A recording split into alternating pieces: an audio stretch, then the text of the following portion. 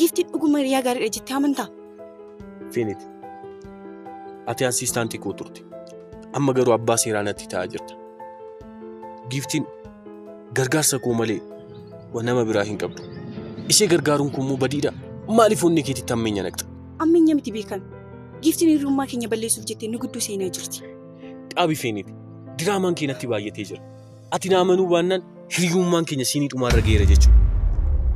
Amma giftiin gargaarsa koo ni eegdi. Ani immoo nama gargaarsa koo eeguu bira hafuu hin danda'u.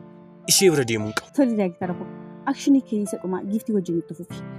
Garuu bakka xumuraatti Feenikis bira hin jirtu. Hiriyummaa keenya irra dileet gootee jirta. Yoo barbaade akkas ta'uu hin danda'amu. Dubbiin kee har'aa kun baay'ee natti jabaatee jira. Kana booda dubbii kee dhaga'uun barbaadu. Deemuu hin dandeessi. Tole.